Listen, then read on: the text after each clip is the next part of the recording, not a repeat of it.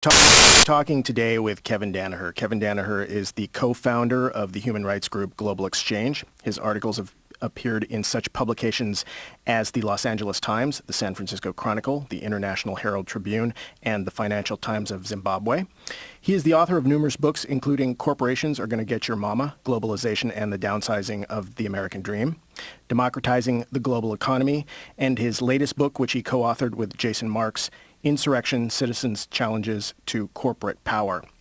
He has spoken at hundreds of universities and has been described by the New York Times as the Paul Revere of globalization's woes. Kevin Danaher, thank you for spending time with us today. Thank you for having me, and I didn't bring my horse, so the Paul Revere analogy comes short. All right, well, we appreciate that because we don't actually have anybody that could clean that up. No room for the horse, huh?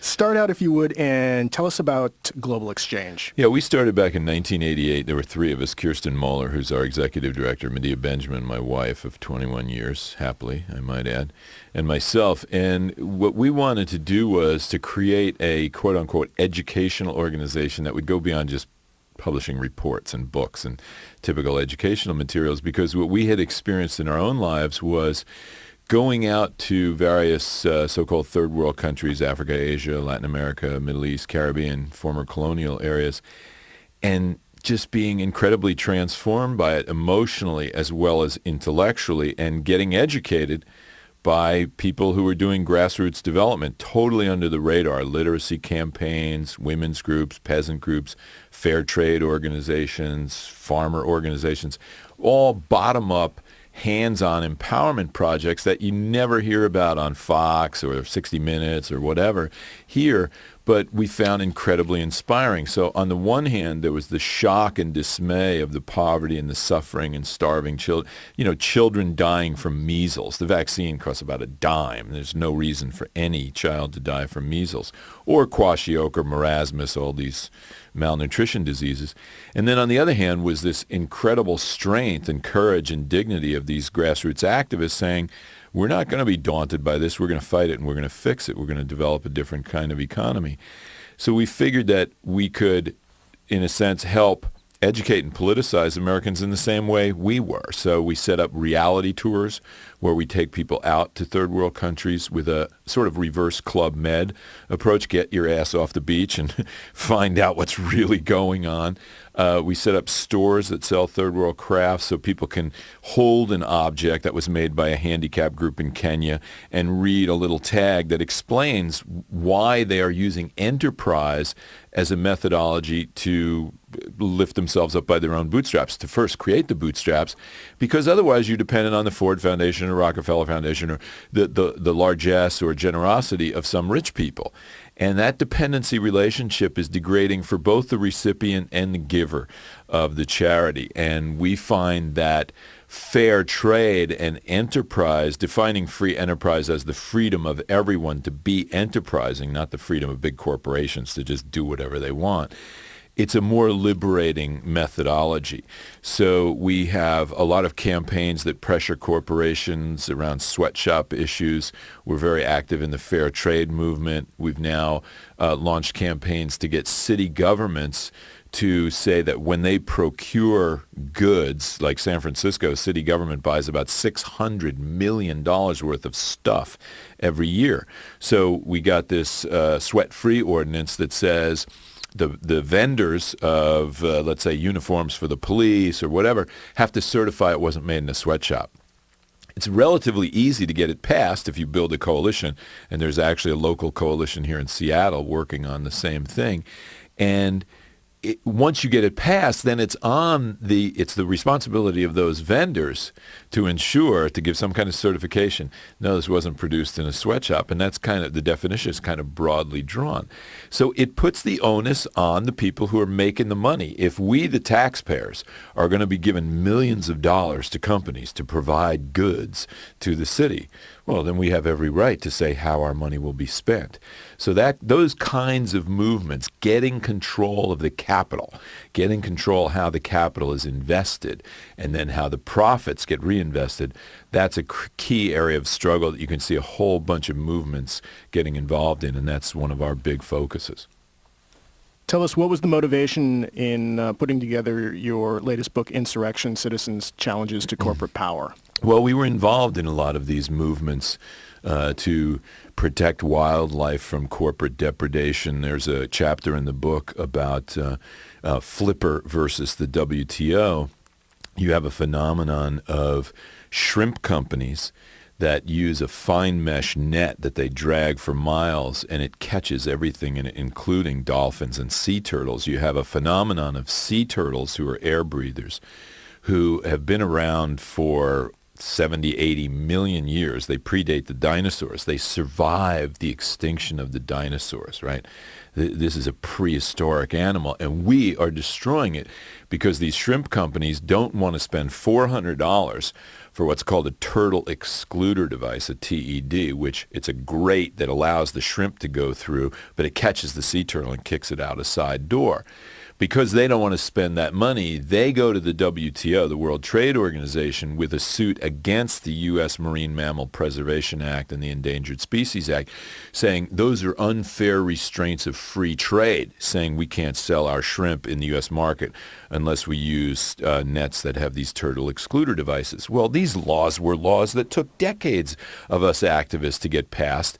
They go to the WTO, and the WTO says, oh, yeah, that's an unfair restraint of free trade. You American government, you have to change your law. And this is just one of many cases where U.S. law has been undermined and overturned by a body, the World Trade Organization, based in Geneva, Switzerland, that I never voted for. I never got a chance as a U.S. citizen to vote for it. When it passed Congress in 1995, most of the members of Congress, they never read the bill. They didn't know anything about the World Trade Organization. In fact, Ralph Nader offered $10,000 to anyone who would actually read the full legislation, and there was one guy who did it, and he was pro-WTO before he read it, and after he read it, he came out against it, because it's an undermining of our constitutional rights as citizens, and giving it to this body which basically operates on the needs of transnational capital, transnational corporations.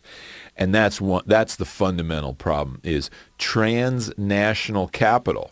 And that could be corporations like Exxon, or it could be, you look at Sudan. The Chinese government is supporting the human rights violating government in Sudan because they've got oil investments. The Russian government supports the government of Sudan despite the human rights violations because they want to sell weapons to the government of Sudan. So it's transnational capital.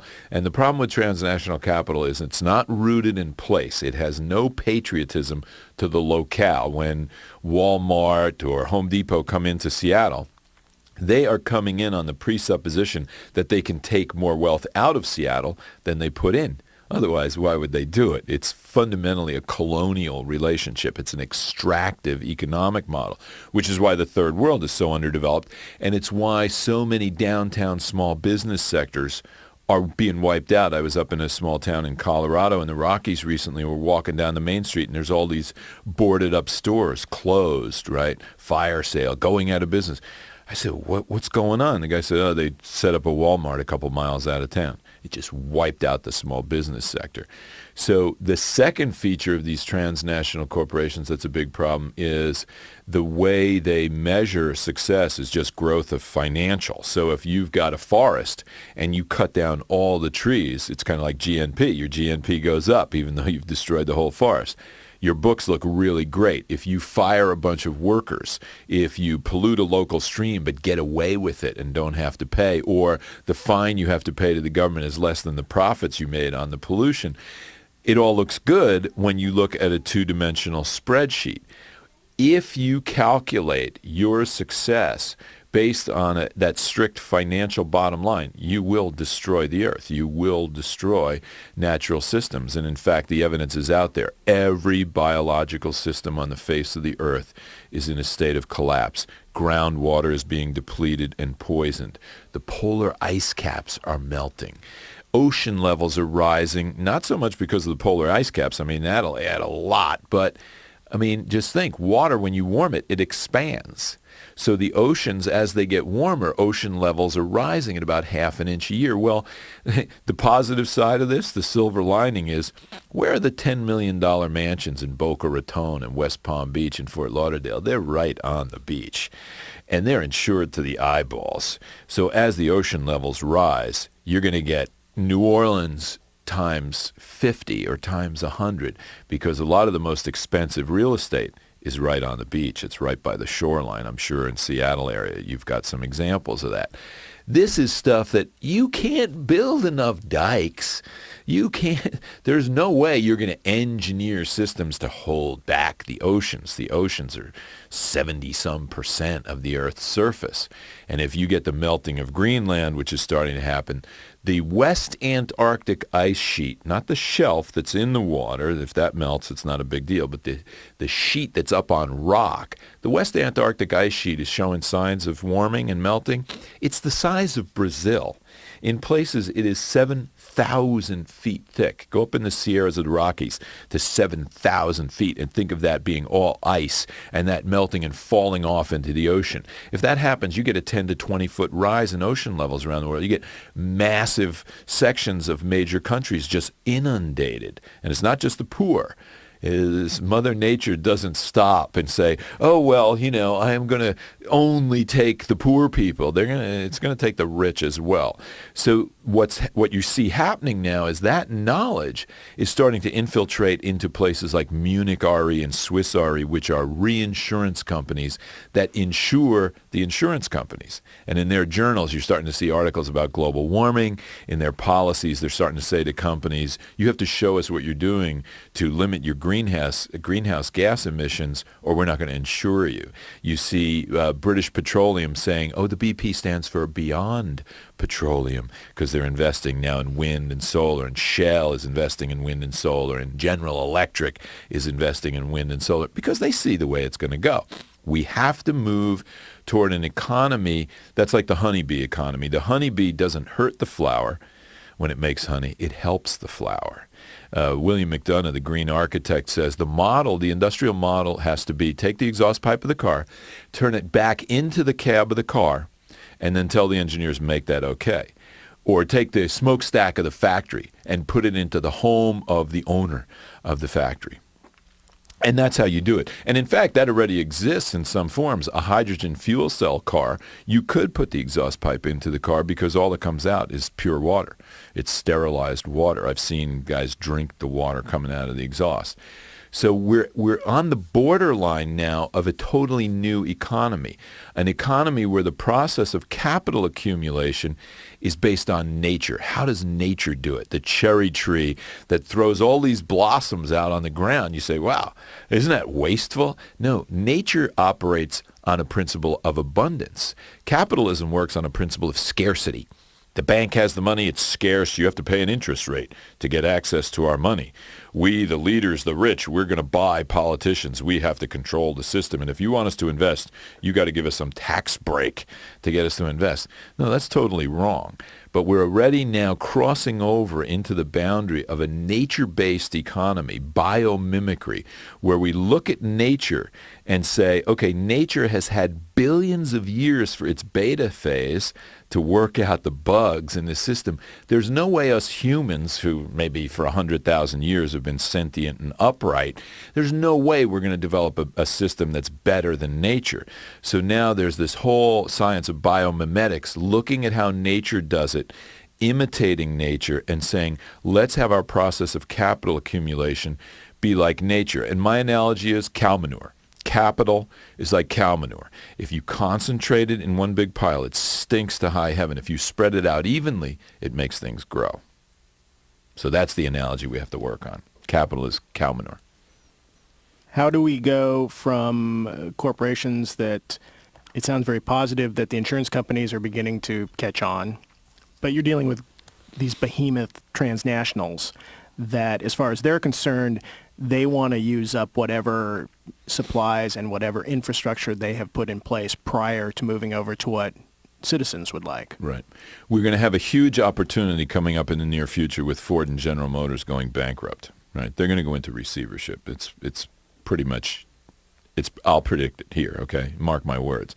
Because there's a cycle. If you look at the way Enron scaled up and then crashed, what happens is corporations issue debt. They issue bonds, corporate bonds. If the corporation's stock is rising, if the value of their stock on Wall Street is rising, they get a AAA rating. It's commercial grade. Everybody invests in the bonds because it's considered good debt. They're going to pay it back because their stock is going up. The company's successful.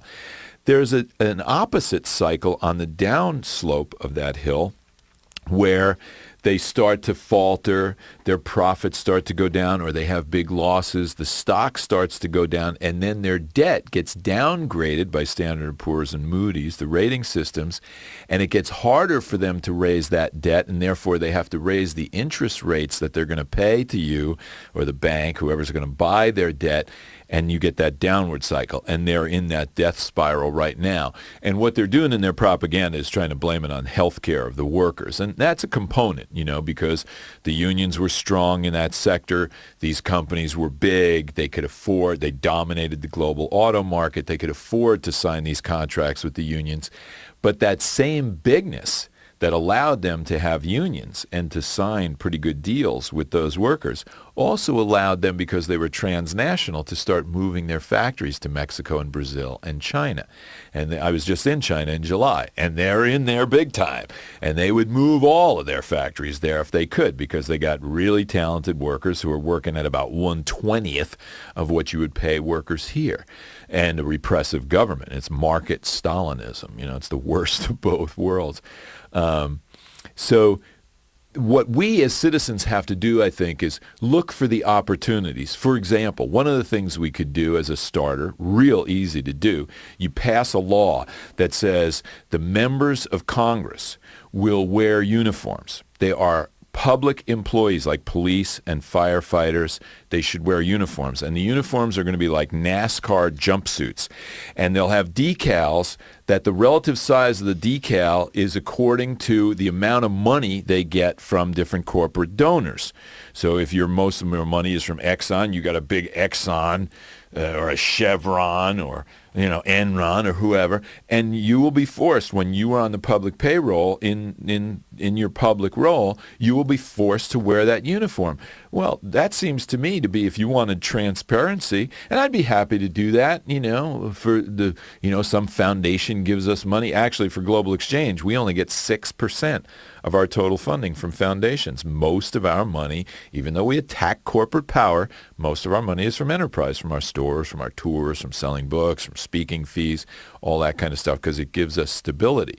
But on a more serious note, the NASCAR suits, I'd love to see that. But I think one of the principles that we need to push, we should be able to resonate this with the American public. We understand the separation of church and state. And granted, the Bushites are trying to roll back. They want the Ayatollah state. I told you so. This fundamentalism that they took the fun out of. There's no more fun in fundamentalism. And we established 200 years ago the separation of church and state. And that came out of many centuries of the Holy Roman Empire, the Church of England, all this depredation and repression based on the state, government, and religion being the same thing, being the same power, being too meshed. So when our political system was set up a couple hundred years ago, the founders said, look, we are going to have a firewall between politics and spirituality, and that's to protect religion from government intrusion, and it's to protect government politics from being taken over by any particular religious sect. And it's worked great, and a lot of people around the world still, despite all our bad foreign policies, they love us for that invention of separation of church and state. But think there's a deeper principle behind that, and that is that no one institution, in this case church, should control government.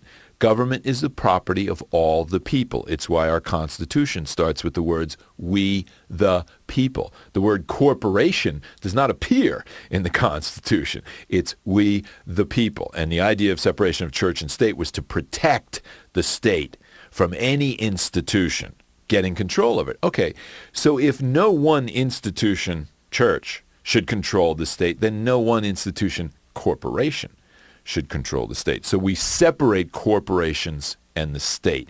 And what that would mean would be end corporate welfare, right? Corporate welfare is 3 times the size of poor people welfare. If you take all poor people welfare, aid to families with dependent children, food stamps, housing assistance, all that, and you add it all up, it's about 1/3 of what the corporations get. Things like hundreds of millions of dollars to pave roads into the national forests, our forests, so the lumber companies can get in there, Weyerhaeuser, ring a bell, and cut down our trees at below market prices. Free market?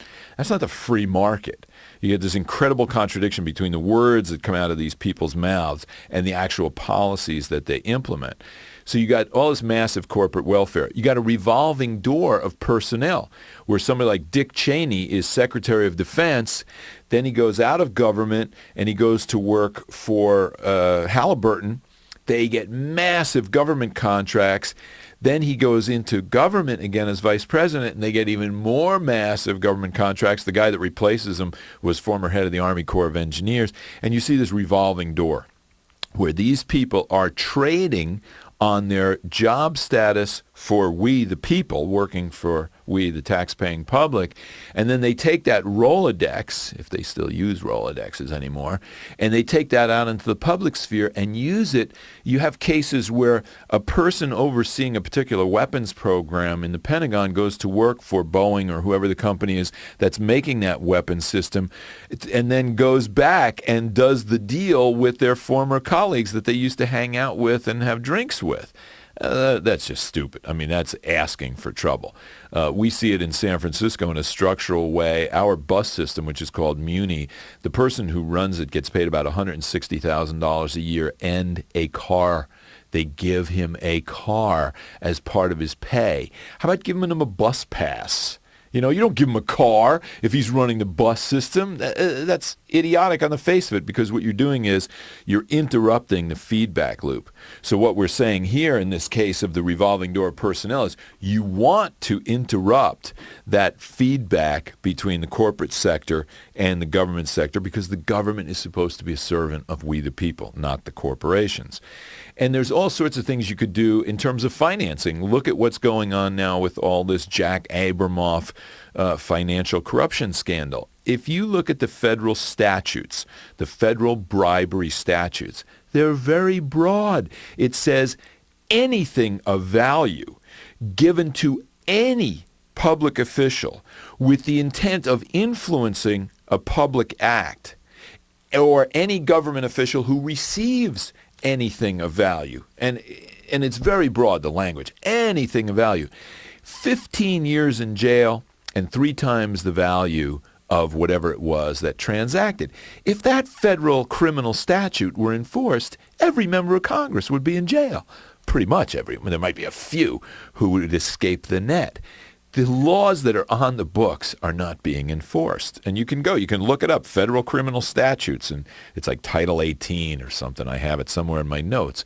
But it's not being enforced. So what we've had happen over a couple hundred years is a gradual takeover of our government by the corporations, and now we need to take it back. And there are all sorts of groups that are out there, Public Citizen in Washington, Global Exchange in San Francisco, working to try to pry the fingers of the corporate sector off of our government, because it is our government. Bush lives in public housing. People don't realize this. We own the White House. He doesn't own it. We own it. And we are supposed to own the system.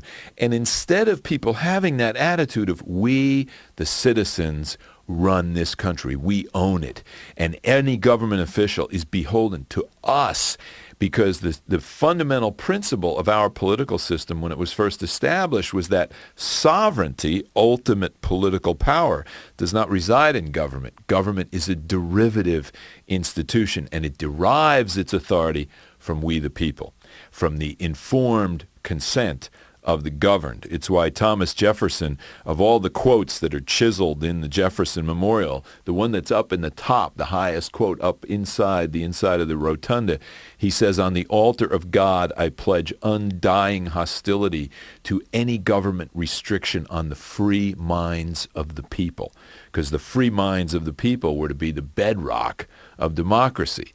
And we've forgotten that. We've forgotten that we are supposed to be a self-governing citizenry, and we have abdicated authority to these corporations to define what we eat and what we think and what we wear and what we consider legitimate entertainment and how to vote and all. And we've got to take that back, or our country's going down the tubes. We can see it happening. One of the big hurdles that citizens have to deal with in going up against the corporations is the control of the media, which the corporations seem to have a vice grip on.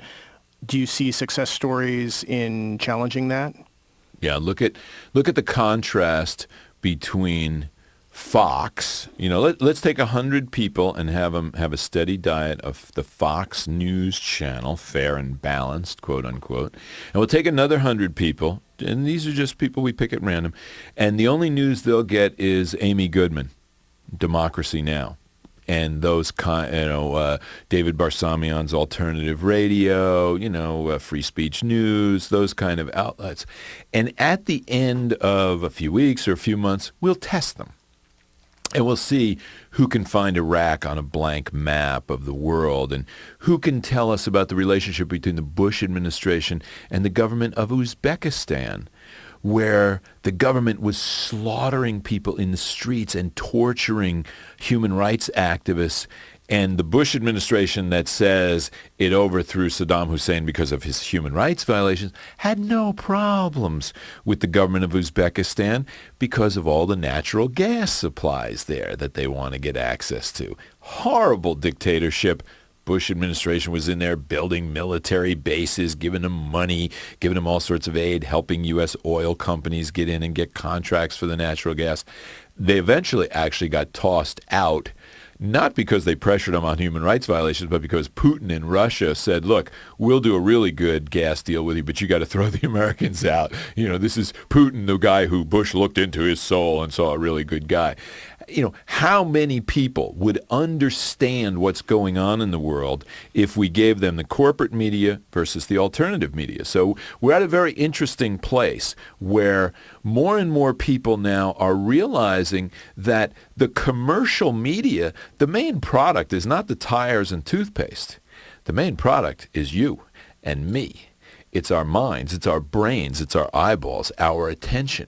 Because where the money comes from, Steve Bochco, the guy who has produced, Hill Street Blues and NYPD Blue and a whole bunch of other shows on TV, he says, television, commercial television, it is not an information medium. It is not an entertainment medium. It is a commercial medium. It exists to make money. And the way they make their money is they go to the corporations and say, we want you to buy advertising, and it's going to cost you this much for this much time, and we will deliver you this many human brains for you to influence. That's how they make their money. You don't put money in your TV. You don't buy things, unless you go to the shopping channel or something.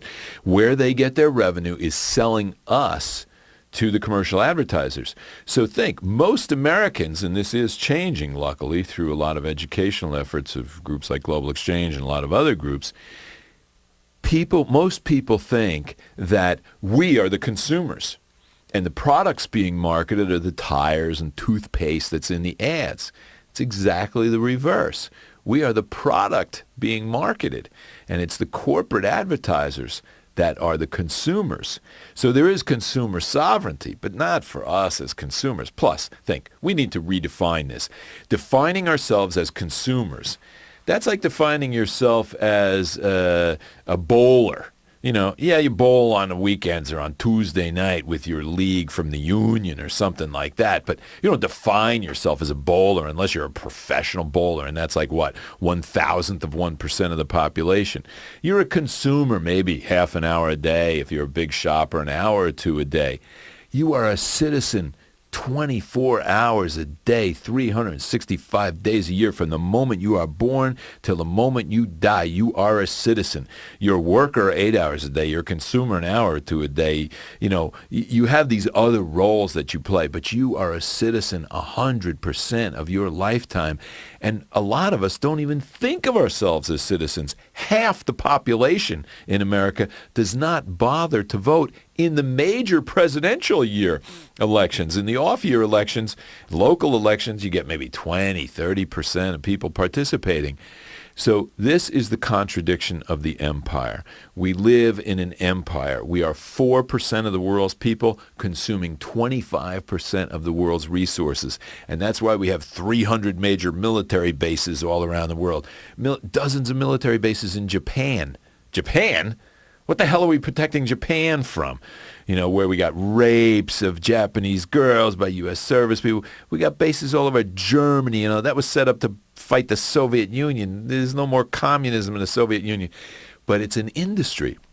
It's a lot of big companies selling a lot of weaponry. And when you look down the list of Pentagon contractors, it's not just weaponry. It's Kellogg's and, you know, cereal companies and boot companies and clothing sweatshop companies and all, because it's a lot of money. So now we've created this massive trough, almost $500 billion a year, that all these corporations are feeding at. So there's an interest in having a big war machine. And that allows us to invade countries like Iraq, which just happens to have the second largest oil reserves in the world. But our leaders tell us, oh, there's no connection. Oh, yeah, so if the major export of Iraq were broccoli, we would have invaded there? No, I don't think so. So more and more people now are waking up to these facts because the reality is so stark. You know, Bush allowing the NSA, the National Security Agency, to tap our cell phones and to listen to our phone conversations. That's a violation of the Constitution, right? Torturing, allowing torture. Again, a violation. They've killed American citizens. They rocketed with a CIA drone a car in Yemen, and there was a U.S. citizen in that car. Is it constitutional for the U.S. government to kill a U.S. citizen with no trial? I think it's bad enough if there is a trial, you know, capital punishment. The notion that you're going to teach people killing is bad by killing? It's the parent that hits the kid and says, don't hit. You know, what? That doesn't work. You know, there's a flaw in that logic. So we've got the contradictions now of abusive government and abusive corporate power at such a level. Don't forget the Ken Lay Enron trial is going to start soon. That's going to bring out all the muck again. So it's getting harder and harder for the public to keep up the blinders and say, I don't see any problem. Just give me enough drugs, booze, and TV, and I'll ignore all this. So we're finding it easier to get people involved in public activism campaigns and corporate accountability campaigns, environmental, social justice campaigns. Look, right here, Seattle, back in 99, we shut down the WTO with a largely nonviolent, 99% of the crowd was strictly nonviolent. The media covered the window breaking, but the majority of the crowd was nonviolent, and we shut them down simply by putting enough people out in the street. A couple years later in Cancun, we stopped them again. And again, it was putting enough people out in the street saying, no, you will not make rules for the global economy in favor of a few corporations without we, the people, having a seat at the table and having a voice in the drafting of the rules. What the WTO is doing is writing a constitution for the entire planet. And that constitution is going to undermine our constitution and every other national constitution and local law. They want to make it impossible for you, citizens of Seattle, to say, in our school system, we're going to have organic food from local farms. That seems like it makes sense to me. A lot of school systems are doing that. Helps local farms. It's good for the kids' health, keeps money in the local economy, creates more jobs, win, win, win all the way around. WTO is going to try and make that illegal. And I'm ready for that fight, baby. I want to see them try and do that. Because what's happening around the country is people are passing local ordinances. There's a great website called New Rules. It's NEWRULES, newrules.org. I mention it in all my talks because it's such a great site. It's done by the Institute for Local Self-Reliance. And what they do is they compile all these examples from around the country of citizens getting together and saying, okay, we're going to have a rule that corporate agribusiness can't buy our farms, that we're going to save the family farms, and we're going to put a cap on the size of a farm that a corporation can buy, or we're going to have an anti-sweatshop ordinance, or we're going to have an ordinance that says when we buy police uniforms or firefighter uniforms, it has to be organic cotton so that we don't get skin cancer for our workers, because then that's on the city health budget, and just from a fiscal standpoint, it's bad business. Or we're going to take all the soda pop out of the vending machines in the schools because we know it's bad for our kids' nutrition. All sorts of proliferating rules around local people controlling their local economy. It's like a cottage industry. And what New Rules does is it consolidates it so that you in Seattle can see, oh, here's the thing they did in Burlington, Vermont that we could do here. What a great idea. So it's cross-fertilization of grassroots democracy. So how do we get your average person involved in this? I think a lot of this stuff you look at, and I think in terms of, let's say, activists, they are hip to what is going on, and that's an ever-expanding group of people. But I still have a lot of friends who are kind of with me with the ideas, but to motivate them to action is an incredible hurdle. So how do we deal with that? Yeah, my dad was an illiterate Irish peasant, but he was a very wise man, and he used to say, talk is cheap. Anybody can, well, it's like, anybody can stand up and say, I'm a Christian, I'm a Marxist, I'm a this, I'm a that. By their deeds ye shall know them. Let me see you walk your talk, right? Because talk is cheap. What we try to do at Global Exchange, and if you go to the Global Exchange website, globalexchange.org, just like it sounds, globalexchange.org, you'll see all sorts of things you can do. Easy things to get involved. For example, fair trade certified coffee. Any coffee vendor that you go to, Starbucks, Seattle's Best, whatever, local place, mom and pop store, you go to them and you say, excuse me, do you have fair trade certified beans? Not free trade, fair trade. And it's a very simple label. It's a little rectangular label, and it's got a little black and white stick figure holding scales of justice, and it says fair trade certified. Fair trade at the top and certified at the bottom. If you don't see that seal, then you have no way of knowing if those farmers who grew the beans got treated right and got a decent price. If you do see it, it means they got about 3 or 4 times the market price. The way the fair trade system works, it's all nonprofits. It started decades ago. The one for the U.S., each country has one nonprofit fair trade certifying organization that controls the labeling and the contracting with the coffee vendors. And they pay, the coffee vendors pay 10 cents a pound, like a tax, in order to get that seal. And that's good. And then they have to buy from the farmers that are part of the Fair Trade Network. And there's probably like about 1 million farms that are part of this now. It's been growing rapidly because for you, the farmer, hey, a tripling of your income? I'd love to have a tripling of my lousy income. Who wouldn't? But it also gives them help going organic. It's almost all organic. They get a premium when they go organic. It's a set floor price. So if the world market price goes below $1.26 a pound, they still get $1.26 a pound. And lately, in recent years, the world price has been like 50, 60 cents a pound, 40 cents a pound. There are places in Central America where people have gotten as low as 7 cents a pound. Because if you're a farmer out in the boonies and the guy comes out with the truck and he says, I'll give you 10 cents a pound. And you say, well, wait, I heard on the radio that it's selling for 40 cents a pound. He says, yeah, well, then sell your coffee to the radio. I'm here with the truck. Do you want to sell your beans or not? The guy doesn't even have a donkey. How's he going to get his stuff to market? He's got to sell it to this guy who's there with the truck now, or else his family doesn't eat. And I've been on these farms. You'll see children, like 5, 6-year-old kids who should be in school. They're out working all day picking beans. They don't even have shoes on because they're so poor. There's poisonous spiders and snakes and stuff like that out in that vegetation. So my question to the coffee drinker getting the $3 latte or the coffee executive, who's working for Starbucks is, would you let your children work in that situation? It's just like the sweatshop chapter in our book is titled, Would You Let Your Sister work there? Well, those women are our sisters. Those children of those coffee farmers, they are our children. My children are not the 2 girls that I write checks for who live in my house. It's all the children on the face of the earth. I think that's the only correct spiritual approach you can take.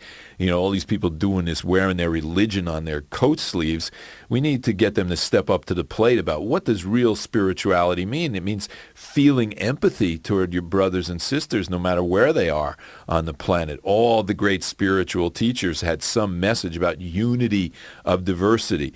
The poor, the weak, shelter the homeless, clothe the naked, feed the hungry. I don't know where these people that call themselves Christians, how about the Sermon on the Mount, the Beatitudes, blessed are the peacemakers. He didn't say blessed are the bomb droppers, blessed are the oil seizers, So I think what's going on here is a struggle between 2 fundamentally different paradigms. And our job as activists is to be recruiters, in a sense, to make people aware of these 2 paradigms, of the paradigm shift, and to say, okay, look, the old paradigm was money values, violence, God is on our side. That goes all the way back to Columbus and Cortez and Pizarro, the conquistadores who came and slaughtered the native peoples and did slavery in Africa. They were looking for money. Gold and silver, slavery was about money, the plantations, it was all about money. They used violence, they committed genocide. The key technology was actually mounting cannons on sailing ships. That was the key pivotal technology that allowed Northwestern Europe to conquer the planet. And the third, God is on our side, you can find it in the writings of the early conquerors. They're saying, we're bringing these people to Christ by killing them. I'd love to hear what Jesus would have to say about that one. But they, everybody self-justifies. I had to lie to her. I didn't want to hurt her feelings, that whole rap. So they have all this justification about we're bringing these people to God because they don't really know God, and we're going to help them know God. The new paradigm that is now coming up from the grassroots, from this grassroots global justice movement, is not money values, it's life values, human rights and the environment, because life is sacred. Commerce is not sacred. It's just an activity. Nonviolence, you can't convince people of your position by hurting them. That's not fair. You have to convince them with logic and facts and motivation. And third, God, however you define God, the force of nature, the spirit of the universe, white guy in a robe and clouds with a beard, whatever. God does not take sides in intra-species conflicts. When gray wolves and black wolves fight, when red ants and black ants fight, the supreme being, creator of all things visible and invisible, is not going to get involved in an intra-species conflict. And so too with fundamentalist Christians and fundamentalist Muslims and fundamentalist Jews and fundamentalist Hindus and whoever these fundamentalists are. They are a dying breed. They are a small minority of each of their religions. If you look at whatever religion, the fundamentalists are like 5 or 10%. They're very vocal and they're willing to blow themselves up and kill people and all, but they're a very small percentage, and they are fighting a losing cause because they're fighting against the advance of science. Their spirituality is not compatible with science. They reject science. They're fighting evolution. They think when you sacrifice yourself, you get 70 virgins in heaven, all this nuttiness. Whereas our spirituality, the spirituality of the human rights, environmental, global justice movement, we love science. Our spirituality embraces science. It has no problem with science. It's Darwin's God. It's the merging of science and spirituality. If you look at the Native Americans, the Plains Indians who relied on the buffalo, when they killed the buffalo, they would take everything and use it. The meat, the sinews for their bowstrings, the skin for their clothing and housing. And when they were done with all that, they would take the skull of the buffalo and they would put it in the soil facing east. Why east? So the spirit of the buffalo would see the sunrise in the morning. Now, the guys I grew up with in New Jersey on the streets would say, that's a bunch of mumbo-jumbo. It's not, because now we know scientifically that when that Native American did that act of connectedness with nature, the serotonin levels in that Native American's body went up, and serotonin is one of those health-benefiting chemicals, strengthens your immune system, creates longevity, keeps you healthy, and they were putting calcium and other important minerals back into the soil to feed the grass, which feed the buffalo, which fed the Native American. So that understanding of the cycle of life and having your economic model be biomimetic, imitating nature and fitting in. It's like a surfer. You don't try and control the wave, you ride with the wave. So the surfing economy, the honeybee economy, or that Plains Indian economy is the economy of the future. And if you look at the growth rates in those sectors, in those green economy sectors, they're growing a lot faster than the nature-defying, nature-destroying economy. So we're in a transition from that old paradigm of money values violence, God is on our side, to life values nonviolence, God does not take sides in intraspecies conflicts. And we need to be conscious of that transition and recruit more people to it with easy things to do, like going into a cafe and asking for fair trade certified coffee. It doesn't cost you anything to open your mouth and ask that question. And then gradually people start to get it. And they start to see that being an active citizen, being an agitator, the center post of your washing machine that gets the dirt out, that's an agitator. It's a good thing to be an agitator. And we've got to make people see it's in your own self-interest. When I do an act of kindness to you, your serotonin levels go up, my serotonin levels go up, and anyone who observes that act of kindness, their serotonin levels go up. So it's in my self-interest to be kind to other people and to build community on this planet. Talk briefly about one of the solutions, which is green local economies. If you take the transnational corporation and you say, what are the two problematic features? One is that they're not rooted in place, and two is they're not green. They see a 2,000-year-old redwood tree not as a gift of the Creator that we should preserve so future generations can enjoy it. They see it as $250,000 worth of lumber on the lumber market. Cut it down, kill it. A fish swimming has no value in that paradigm. It's only when you kill the fish and turn it into a marketable commodity. So now what people are doing is saying, okay, what's the reverse? What's the reverse of that? The reverse is locally rooted and green. Locally controlled, that is the capital accumulation process being locally controlled and being green. Community-supported agriculture. It's where you have a few dozen families contract a farmer directly, cuts the market out of it. The farmer gets to know at planting time what the harvest price is. Market can't do that. It's not possible. A contract between you, the farmer, and us, the consumers, eliminates all that vagary up and down of the marketplace and, the Chicago Mercantile Exchange and all this other stuff that people who've never been on a farm and never will be and don't care about your farm. We eliminate them from the process, and we created direct contracts. School systems creating contracts with farmers or with local businesses. One of the ideas we've been pushing at Global Exchange is Buy Local Month. Buy Local Month starts the day after Thanksgiving, and it goes to New Year's. It's that Christmas shopping month. If we could get Americans to just buy, just for 1 month. The other 11 months, you can do whatever you want, okay? You want to go to Walmart and Home Depot? Fine. But just during that 1 month, that Christmas month, shop at local stores. If we did that, we could bankrupt these big box stores. We wouldn't have to pass laws about them. And there are laws being passed to keep them out of their communities. Hundreds and hundreds and hundreds of communities have kept them out of their towns because they know what the negative effect is. But think, about 40% of annual retail comes during that month. We know because we have stores where we depend on that Christmas selling season. But we're locally rooted. We're not concerned with taking money away to some distant shareholders. We're a nonprofit. All of our money goes right back into community development work. So people are devising methodologies now to say, and you can find it in the fair trade movement, you find it in the women's movement, all sorts of women's enterprises, tree planting, urban gardening projects, literacy campaigns, all of these economic models that are raising the question, two questions, the main question being, how does capital get invested? And the two subsidiary questions are, who's sitting at the table? Is it all old, rich, white males, or is it the diversity of the human race? Little Richard, the rock and roll singer, said all the races are God's bouquet.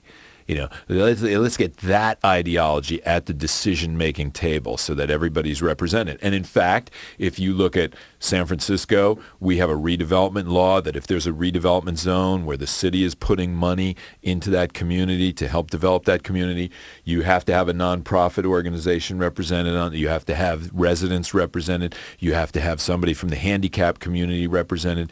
There's laws that call for democratization and diversification of the decision making. A lot of people don't realize it, but a lot of those laws are there.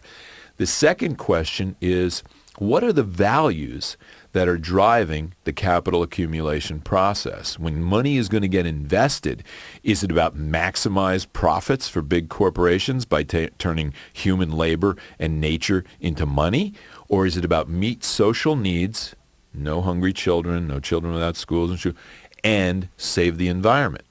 Meet social needs and save the environment is a far more powerful set of values than maximize profits for corporations. So meet social needs and save the environment will eventually prevail. It has to, because as the biological systems break down and millions of people start to starve, think about when the oil runs out. Even before it runs out, when it's like $500 a barrel, what happens to our industrial model of agriculture, which is totally dependent on petroleum? It runs the machinery. It's the basis of the fertilizer and all the pesticide and all that. Oh, my God.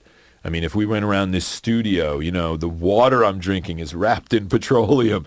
But now there's a company called Biota, B-I-O-T-A, that their bottled water would look just like this. It's Colorado Rocky Mountain spring water, actually, some of the best water around.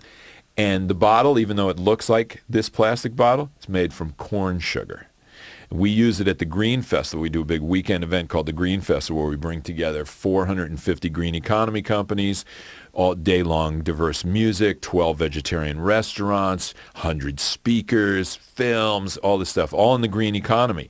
So people get this exposure and realize, wow, the green economy actually exists right now. The website is greenfestivals.org, plural, greenfestivals.org. We do Washington, D.C. in October, mid-October, the 14th, 15th, and San Francisco, November 4th and 5th this year.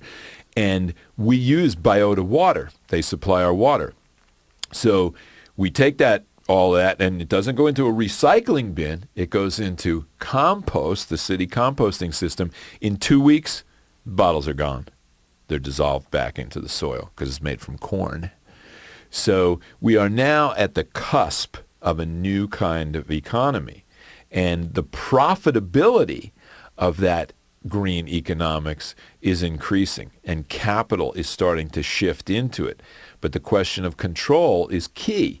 Do we want big corporations like General Electric to control it, or do we want to have it be community-controlled, local, small business? And I don't care if a small businessman is a Republican. If he's small and local, I can get access to him. I can get into his store and grab onto his jacket and say, dude, you're throwing your garbage out in the street.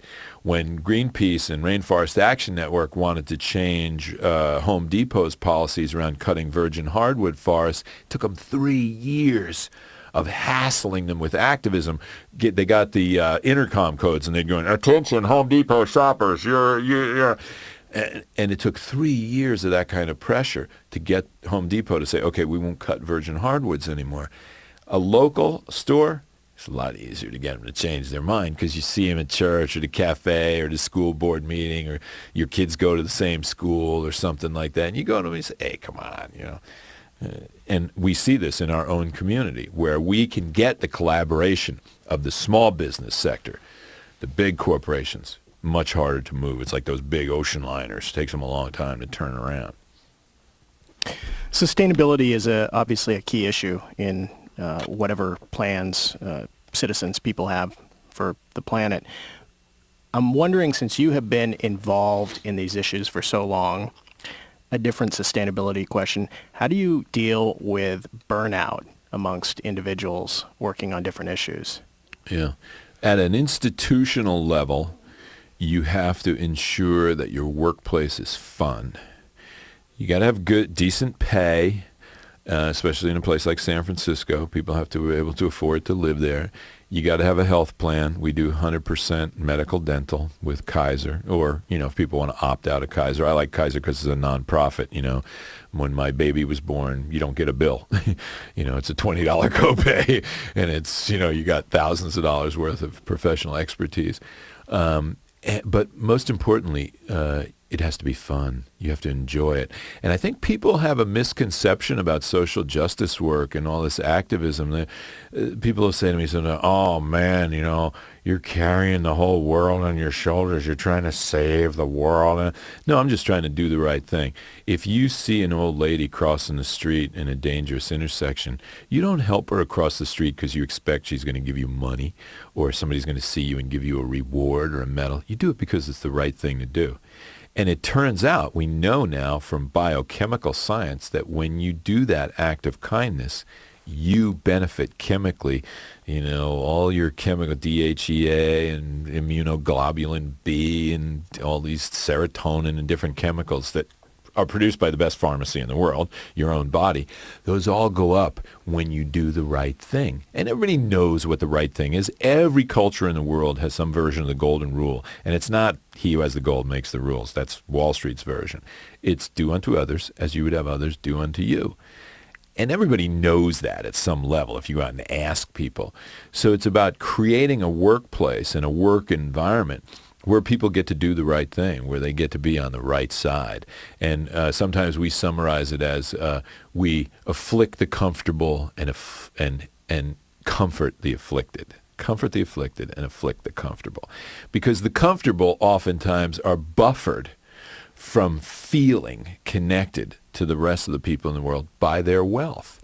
They're so busy managing their properties and their accounts and all that kind of stuff that they can get disconnected. And don't get me wrong, I have nothing against rich people. I have a lot of friends that are rich people. I would let my daughters marry a rich guy.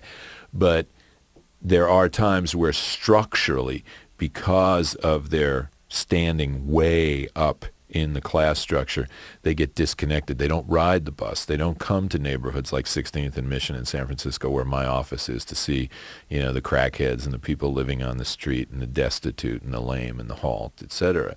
So our job, I think, as activists and as educators is to expose people to the truth. The truth will set us free, but first it's going to piss us off, and that's part of the job of a true educator and an activist, is to lay it all out and say, yes, it's complicated, but we can understand it.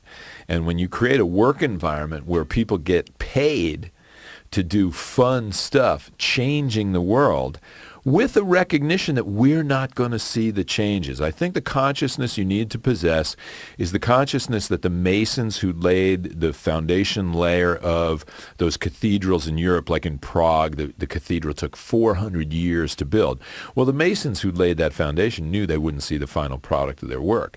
But they also knew that there was going to be a lot of weight come on top of their work, and they had to do very precise, solid work. So those of us who are laying the foundation layer of a future democratic, green global economy where there's not one hungry child and there's not one clear-cut forest and there's not one endangered species, we will not see that come about.